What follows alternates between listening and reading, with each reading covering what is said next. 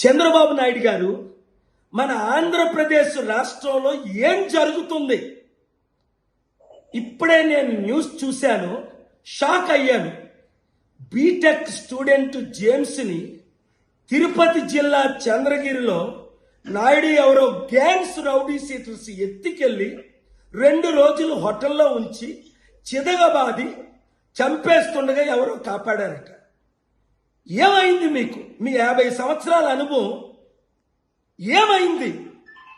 ప్రవీణ్ పగడాలది హత్యని చెప్తే యాక్సిడెంట్గా పనికిమాల పోలీసులు సృష్టించారని కోట్ల మంది కోడై కూశారు. మీరు అందులో ఫెయిల్ అయిపోయారు.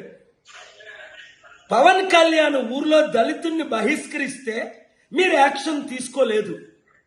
ఇప్పుడు ఇది అంటే రోజుకొక అన్యాయం, అత్యాచారం, మానభంగం జరుగుతుంటే ఒక ముఖ్యమంత్రిగా మీకు నిద్ర ఎలాగొస్తుందండి? ప్రపంచ శాంతి సభ ఈ మే 24 సికింద్రాబాద్లో పెడుతున్నాను. రండి, మారు మనస్సు పొందండి, మీ లీడర్స్ అందరినీ తీసుకొని రండి. ఒకప్పుడు ఎంత మంచి పాలన చేశారండి మీరు, నా బ్లెస్సింగ్లు తీసుకొని.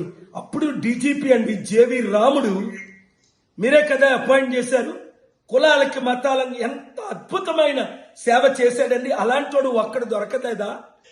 సురేంద్ర బాబుని విజయవాడలో ఐపీఎస్ ఆఫీసరు ఒక్కొక్కడికి కారిపోయేదే. 20-30 మందిని ఎన్కౌంటర్ ఒక్క రౌడీ సీట్లు లేకుండా చేసేసాడే. ఏమైంది మీకు? మీరే రౌడీ సీట్లకి బలం ఇచ్చి నడిపిస్తున్నారా అన్న ప్రశ్న బహుజనుల్లో అనుమానం తీసుకొస్తుంది. మార్పు చెందండి.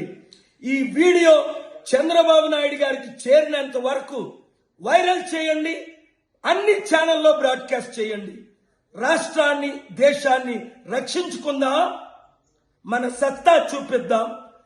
తిరుపతి కమిషనర్ పోలీస్కి నేను వార్నింగ్ ఇస్తున్నా, అర్జెంటుగా వాళ్ళందరి మీద చర్యలు తీసుకోండి, లేదా నేను మీ మీద, డీజీపీ మీద నేను చర్యలు తీసుకుంటా.